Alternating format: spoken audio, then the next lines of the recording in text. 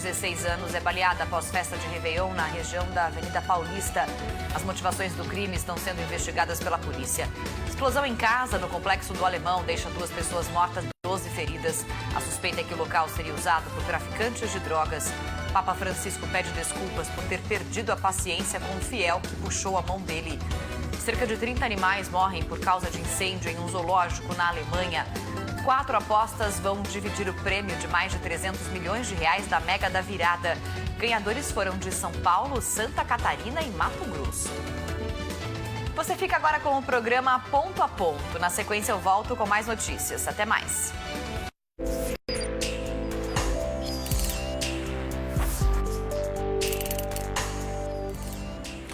Olá, eu sou Mônica Bergamo e esse é o programa Ponto a Ponto. Junto comigo está o cientista político Antônio Lavareda. Aqui no Ponto a Ponto, semanalmente selecionamos dados de algumas das principais pesquisas de opinião para nos ajudar a discutir política e políticas públicas no Brasil.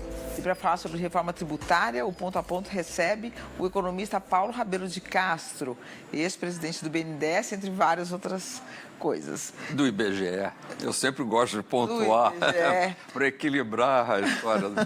Desculpe, Mônica. Agora, doutor Paulo, é o seguinte, o senhor teve há pouco tempo, há cerca de 2 meses, com o ministro Paulo Guedes da Economia para levar uma proposta de reforma tributária. O senhor falava aqui para a gente, antes do programa começar, que ele reuniu uma mesa enorme de pessoas e vocês falaram a respeito disso.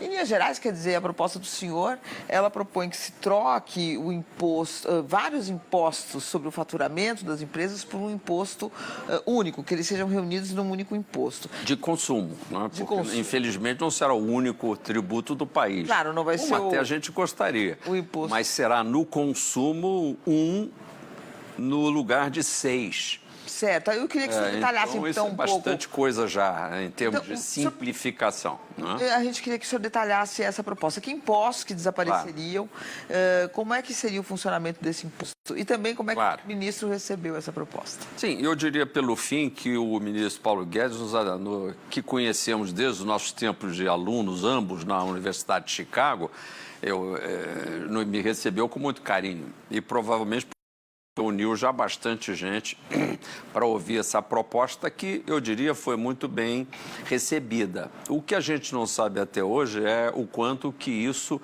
animou o governo, que é diferente do ministro, o governo é um ente mais complexo, a dar o passo mais ousado que a gente gostaria que ocorresse agora a partir do próximo ano, que é fazer uma reforma tributária para valer e não apenas essa reforma fatiada que os telespectadores devem ouvir algumas pessoas que ajudam o ministro e que eu não gosto, porque repete Dilma Rousseff, nada contra, mas repetir a própria frase da Dilma, que vai fazer uma reforma fatiada, é repetir a falta de interesse que o PT e o grupo mais à esquerda tinha em relação a essa tarefa de simplificar a vida dos contribuintes.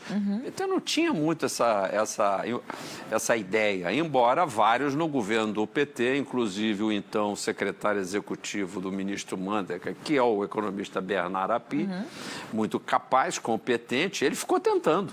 Então, você vê que governo tem gente puxando para tudo quanto é lá. Sim. O que a gente quer é que, a partir do ano que vem, prevaleça a ideia de fazer essa reforma. Por quê?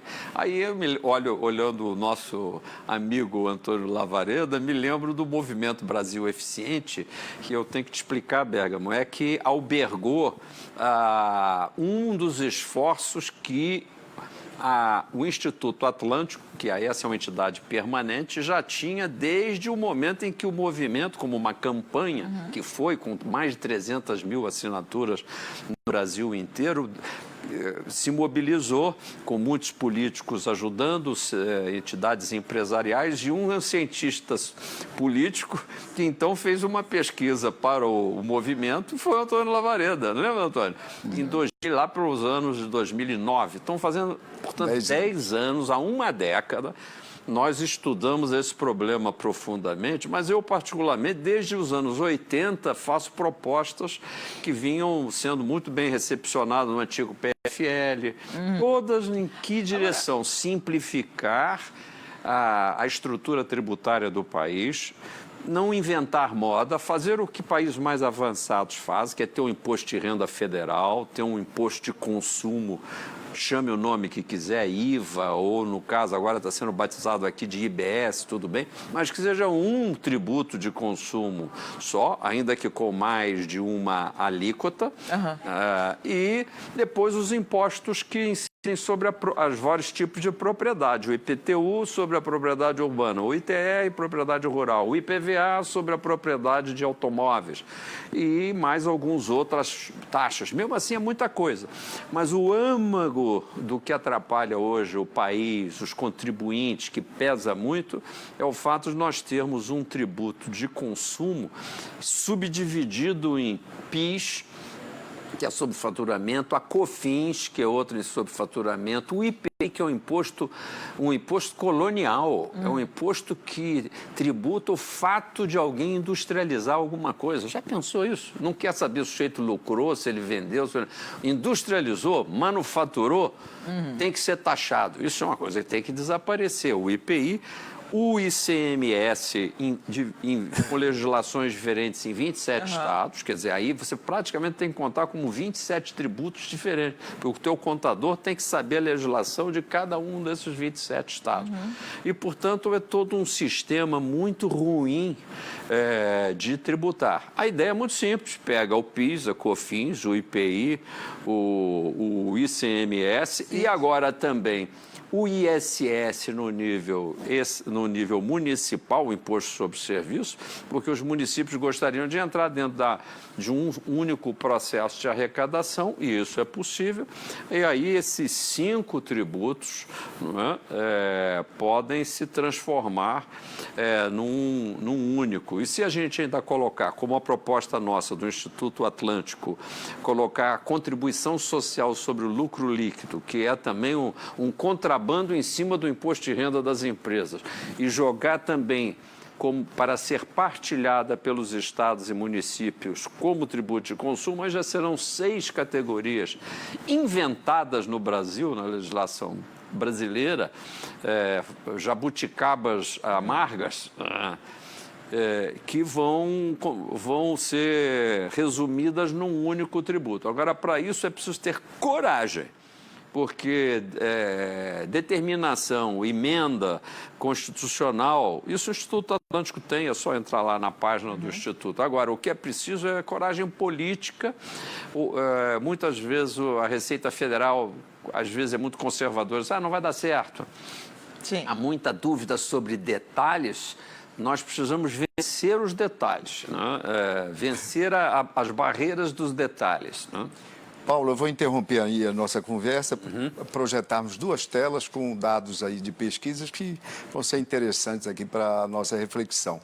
Na primeira delas, uma pesquisa feita pelo IBOP, para a Associação Comercial de São Paulo, procurou estabelecer qual é a percepção das pessoas a respeito do quadro de impostos após a aprovação de uma reforma tributária. Então, 24% disseram que as pessoas iriam pagar menos impostos.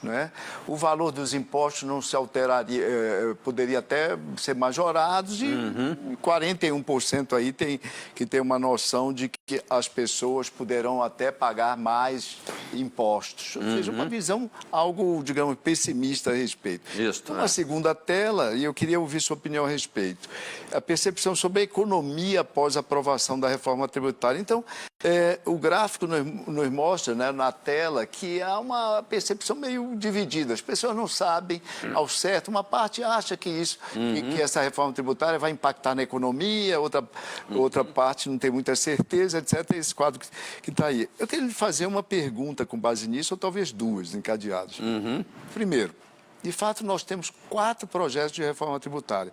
O projeto do seu instituto, do Instituto Atlântico, que é uma coisa trabalhada há muitos anos, e você lembrou aí, já há mais de 10 anos. Isso. A proposta, chamada proposta Hawley, que nasceu no Senado. Isso, E a proposta... Esteve na Câmara, mas agora foi reapresentada pelo Senado. E depois a proposta do deputado Baleia Rossi e do economista Pia, etc., que entrou pela Câmara. Pela Câmara. E há uma quarta proposta, menos comentada na mídia, que é a proposta do Fórum de Secretários da Fazenda dos Estados. Pois bem, ano eleitoral, que segundo o senso comum já é um ano difícil de aprovar reformas desse tipo. Até porque em algumas propostas mexe em impostos, em tributos municipais. Ano eleitoral e 4 reformas que começaram em situação diferente nas duas casas. Como é que você acha que isso vai ser possível, né, de lograr êxito no ano que vem? Lavareda, eu normalmente acompanharia o prognóstico da impossibilidade de votar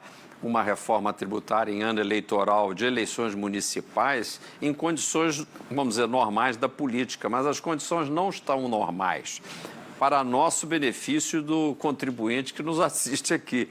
Por quê? Porque há um compromisso político solene do presidente da Câmara, Rodrigo Maia, no sentido de tramitar e com decisividade.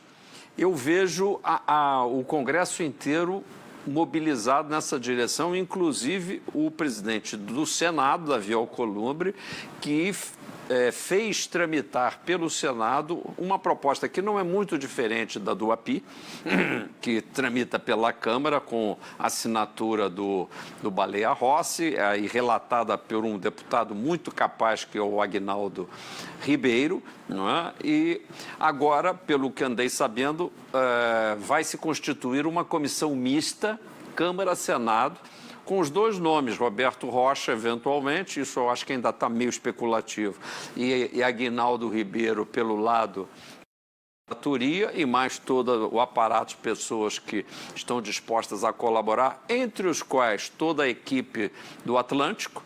Ou seja, nós não queremos ser mais um cavalo correndo em raia própria. Nós somos a favor de uma reforma para valer. Nós só não queremos uma coisa aguada, não é? E que tenha justiça tributária e justiça social. Eu vou fazer essa pergunta, professor, que é o seguinte...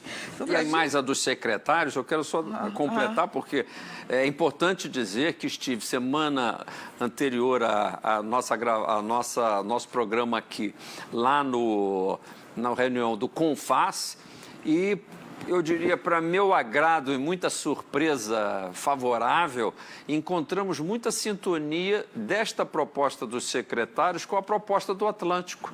Sim. Não só não houve nenhuma reação negativa, como os secretários disseram, olha, com umas chineladas aqui e outras ali, essas 2 propostas do Atlântico e dos secretários de Fazenda, que afinal representam os 27 governadores e governadoras, pode se tornar já só uma proposta. Aí já são 3, porque o nosso objetivo é fazer convergir propostas numa direção generosa a favor do contribuinte. Aí eu acho que nessa comissão mista. Então, eu acho que dá para votar assim até junho, realisticamente. Agora, professor, eu queria saber o seguinte, um dos diagnósticos sobre a questão tributária no Brasil é que é da injustiça tributária, né? Isso. Taxa-se muito, quer dizer, o consumo, taxa-se a produção, você encarece o produto e você é injusto porque todo mundo vai lá comprar um celular e paga o mesmo imposto. Quando, na verdade, você seria mais justo taxar o patrimônio, taxar a renda e etc. e diminuir drasticamente a taxação da produção e a taxação do consumo. Em que essa proposta, ou as propostas também que o senhor está acompanhando aí, trazem sobre isso? Então, vamos ser claros. A proposta da Câmara e a proposta do Senado estão concentradas em melhorar as condições do tal imposto de consumo, que hoje, como eu disse, são vários tributos, uma confusão danada, e aí eles marcam cerca de 5 a 10 anos de prazo para fazer um desaparecimento da atual estrutura. E com isso sozinho já é um problemaço, não tratam da questão do imposto de renda. Os secretários de Fazenda também não tratam, porque o assunto deles é ICMS, mais uma vez o imposto de consumo. O Atlântico não. Nós consideramos que é uma vergonha o fato de que um trabalhador assalariado paga o dobro, o triplo de carga tributária de uma pessoa, posso até dizer como nós, de maior renda, não porque haja uma evasão, mas porque as condições de quem paga não como assalariado são sempre mais vantajosas. E isso precisa mudar. Agora, por que não consta na proposta? Porque isso é política de rendas. E não querendo cobrar, se o governo Bolsonaro quiser, e óbvio, ele tem que fazer contas e tem que diminuir a despesa. E, ao mesmo tempo, ele tem que fazer uma revolução de eficiência tributária, mas não é questão constitucional. E a reforma tributária mexe nos aspectos constitucionais dos tributos. Portanto, o mesmo imposto de renda, por exemplo, poderá isentar, como nós propusemos no ano de campanha, que todo indivíduo que ganhe até R$5.000 esteja isento do imposto de renda. E por que isso? Para não pagar imposto nenhum? Não, porque ele já paga o imposto de consumo em tudo que ele consome. E mais, o tributo previdenciário, que pagamento, conta como imposto. De forma a dizer que o trabalhador não paga imposto de renda, ele é o que mais paga imposto sobre as suas rendas. Tenha esse nome de imposto de renda ou não. Indiretamente. Então, o Instituto Atlântico acha que dá para fazer uma reforma que simplifique o imposto de consumo e, ao mesmo tempo, atribua ao governo federal a responsabilidade ao longo de 5 a 10 anos e diminuindo a alíquota geral do imposto de consumo, que vai ser alta inicialmente, porque o governo é um governo gastador, e aí estou falando não só do federal, dos estados que estão, muitos deles em dificuldades financeiras, os municípios. É uma máquina que não cabe no bolso do contribuinte. Mas isso tudo requererá reforma administrativa. Você está dizendo, pô, está complicando. Não, é que embora a gente faça por parte essas reformas, a administrativa conversa com a tributária. Não existe reforma tributária para valer sem uma reforma da eficiência administrativa e aí, indo mais adiante, uma reforma o quê? Do pacto federativo, quer dizer, é renegociar, inclusive, as dívidas desses estados e dos principais municípios. Se o governo federal vai perder, o governo federal tem que, nessa hora, agir como um pai de família. Ele criar certas exigências de melhoria de comportamento, mas melhoria definitiva, não é só um negócio no papel.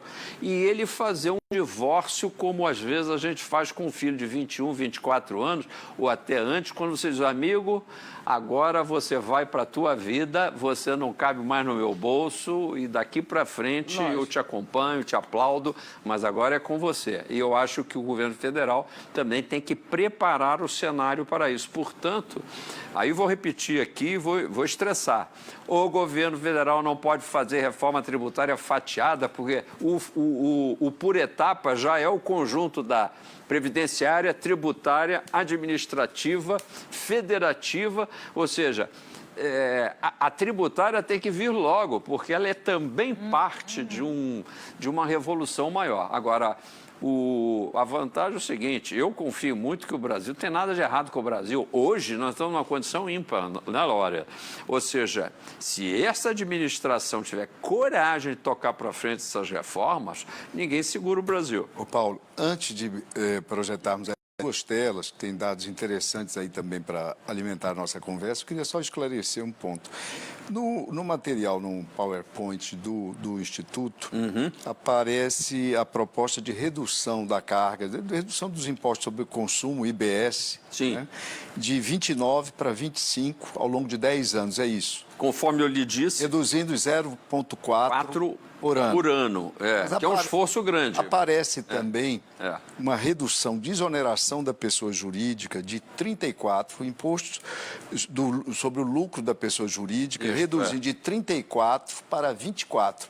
É uma redução maior de 10 pontos, mas não aparece o período que isso daria. Essa redução da pessoa jurídica seria instantânea? É instantânea na medida em que a gente possa levar a contribuição social do lucro líquido para a base do imposto de consumo, que até de início onera um pouco o imposto de consumo, nós podemos desonerar as empresas. Por quê? Porque nós temos que olhar para o mundo.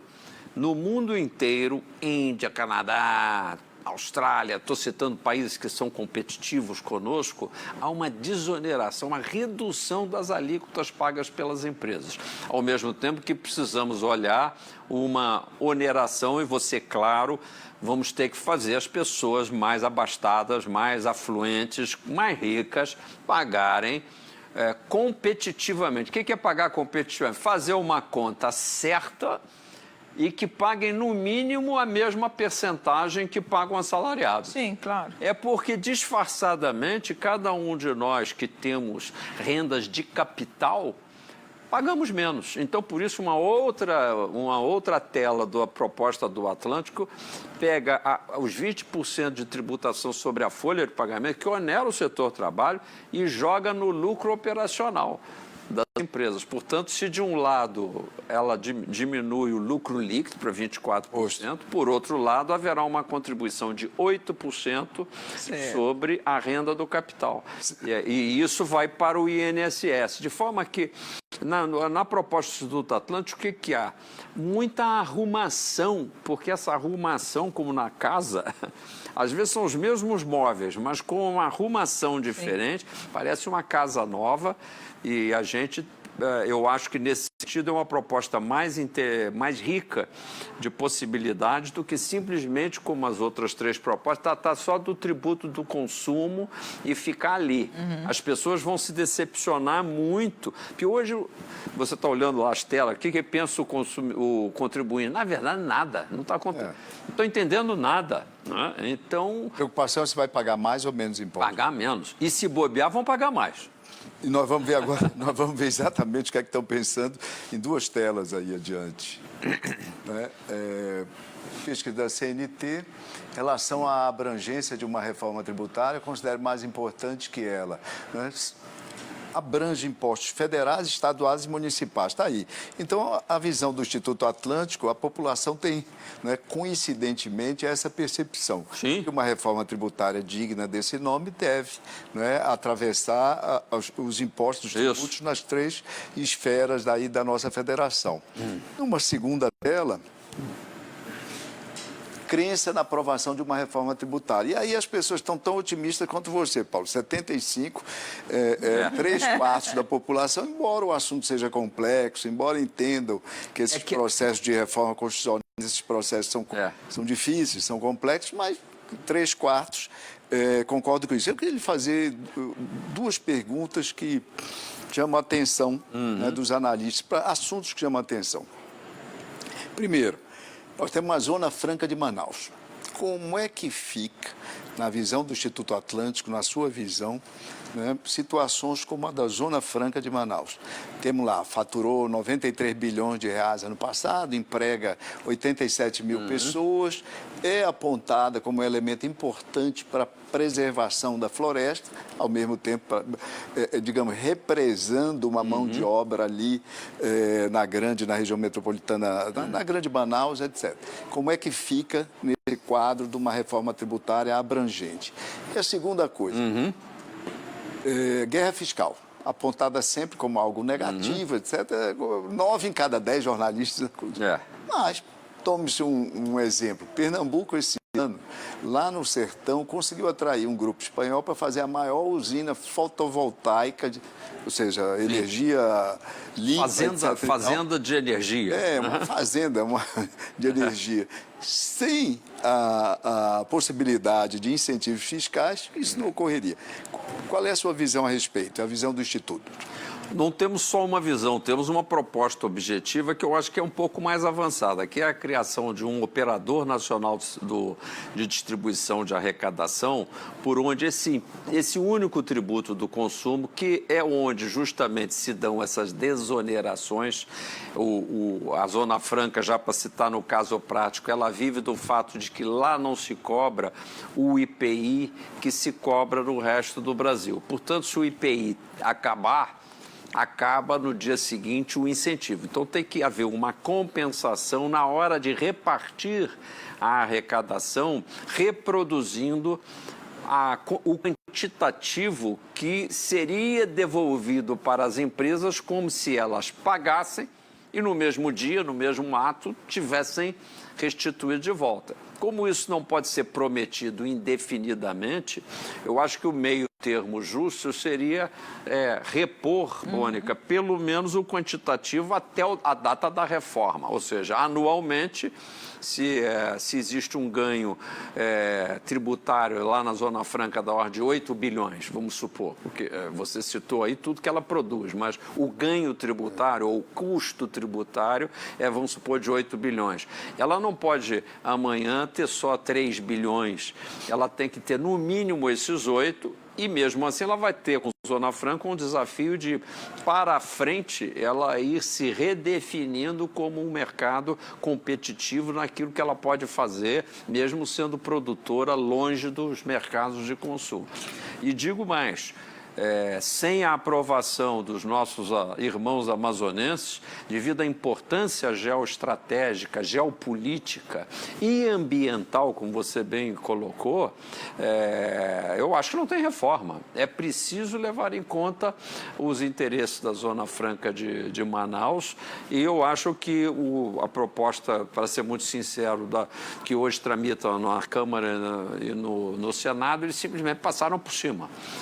Agora, o Concefaz, a proposta dos secretários e da Câmara e do Instituto Atlântico já procuram contemplar esse assunto via esse operador nacional de distribuição de arrecadação, que basicamente faz o que um bom pai de família faz. Ao receber a arrecadação diariamente, reparte. Mas isso na sua proposta, porque Sim. na proposta do AP e na proposta do Raul existe uma Câmara política que administraria isso. Só isso eu já me dá urticária gigante, mas não porque não seja... É porque é uma ideia politicamente inviável você botar gente politicamente decidindo. Não, tem que ser justamente um operador matemático, conforme, obviamente, uma regra pré-definida. Por isso que eu estou dizendo, a pré-definição os incentivos fiscais de Goiás, da Bahia, de Pernambuco, como você citou, estão preservados até o dia da reforma. Após o dia da reforma acabarem os incentivos, o Instituto Atlântico ainda faz um negócio interessante. Ao atribuir 4% do tributo que se quer só para o estado do destino, para onde vai a mercadoria ou o serviço, mantido para o estado de produção, onde se origina o produto, por exemplo, Mato Grosso produz soja. Não, só vai tributar no destino. Não, Mato Grosso ficar com 4% da produção, Goiás ficar com 4% da produção industrial ou da agropecuária, só isso dá para os governadores e as governadoras desses estados uma certa margem, que não é a mesma coisa que 12, mas já dá uma margem. Dá uma margem para o sujeito que é um estado produtor enfrentar problemas ambientais. Por exemplo, Minas Gerais tem problemas com as barragens. É um estado produtor de minério. Pará, praticamente, ele é usurpado do direito de reter algo que ele produz, que gera... vamos dizer assim, uma consequência ambiental, exige infraestrutura de estradas, ferrovias, pontes, e cadê a grana? Então, eu acho que a nossa proposta é mais equilibrada, por isso que os secretários de Estado estão gostando. Eu acho que no início do próximo ano tem jogo, nós podemos andar mais rápido. Agora, sempre lembrando, o contribuinte assalariado tem que pagar menos. Isso é um compromisso inabalável de desonerar, diminuir essa carga tributária do trabalhador.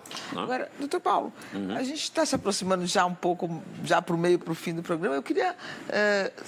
podemos seguir nessa questão da reforma tributária, mas queria falar um pouco de temas gerais sobre economia. O senhor já disse que as perspectivas para o próximo ano, o senhor não tem muito otimismo em relação à economia brasileira para o próximo ano. Não o senhor tenho? disse isso Não tenho? há algum tempo. Eu queria saber se o senhor mantém esse diagnóstico e o senhor também chegou a falar que a reforma da Previdência não deveria nem ter sido a primeira reforma apresentada, que ela não vai trazer perspectivas de ganhos imediatos. Sem dúvida, sem dúvida. O senhor usou uma expressão que o Brasil está numa recessão do crescimento. Sim.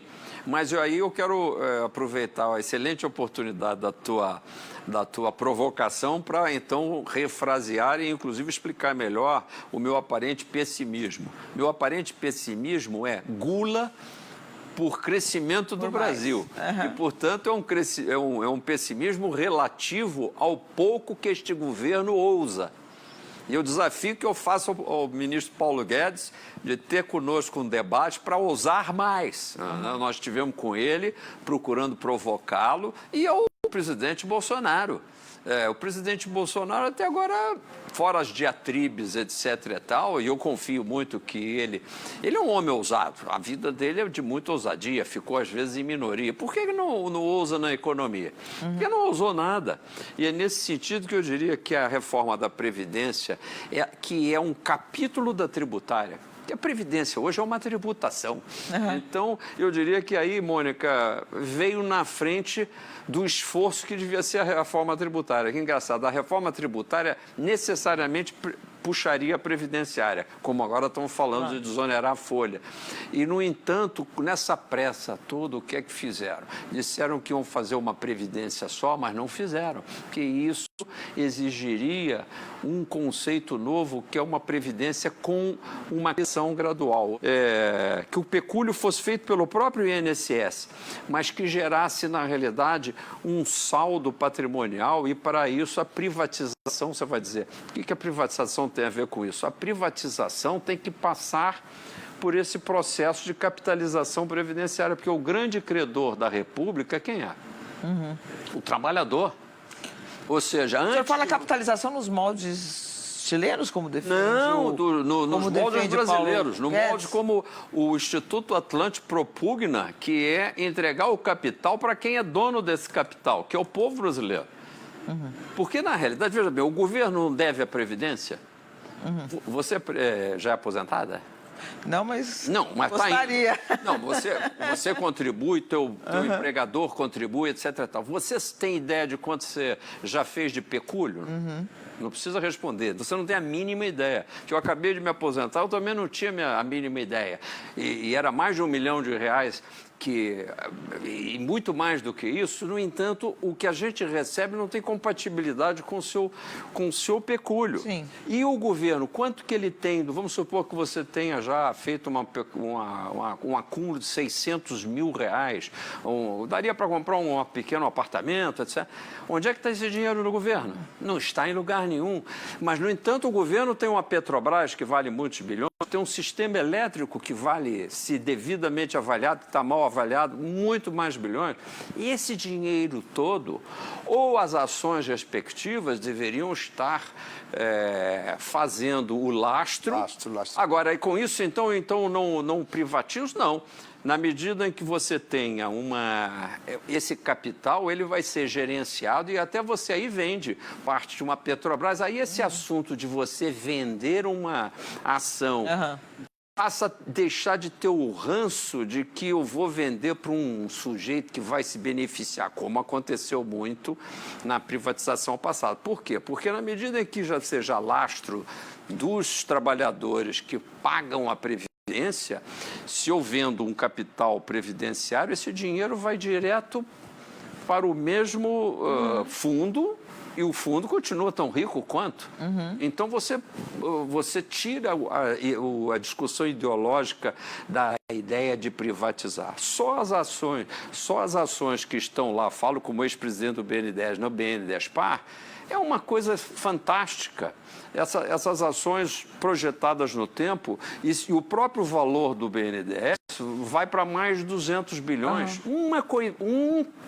Uma instituição só. Só uma joia da coroa, né? Só uma joia da coroa. Então, eu não posso estar pessimista, e terminando, então, eu sou muito otimista. Quem tem o agronegócio que nós temos, quem tem os 400 bilhões de dólares de reservas internacionais, quem tem um risco país caindo abaixo de 100 pontos, quem tem uma taxa de juros já em 4,5% e podendo fazer uma revolução competitiva no sistema bancário, meu Deus, me dê esse país e a gente faz uma revolução. Agora, não pode ser uma revolução para poucos, como sempre tem sido. Por quê? Porque o povo não entende bulufas desse assunto de economia, fica aqui só esperando, como foi mostrado nas telas do Lavaria, que aconteça uma coisa boa, mas quem é que defende o povo?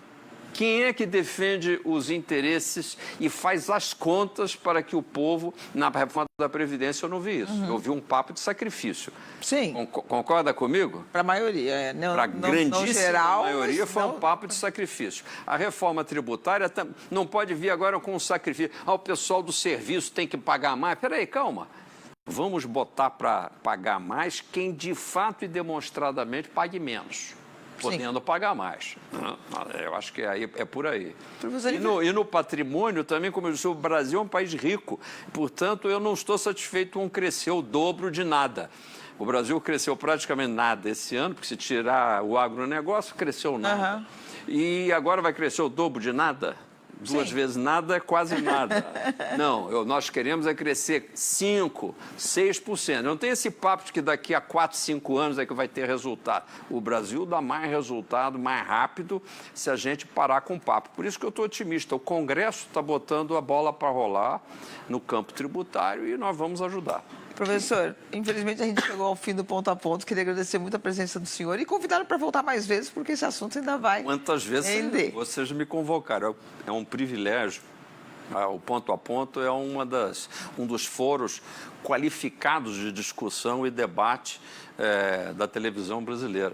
Obrigada. Parabéns para vocês e eu queria desejar um ótimo 2020 com otimismo. Obrigada, professor. Obrigado pela presença e entre em contato com a gente pelas redes sociais que aparecem no seu vídeo. E se você quiser ter acesso ao relatório completo das pesquisas que nós mostramos aqui no Ponto a Ponto, elas estão no site da emissora. Muito obrigado pela audiência e até a semana que vem. E você pode rever o programa de hoje e todos os que já foram ao ar também no site bandnewstv.com.br. Muito obrigada pela companhia e até o próximo Ponto a Ponto.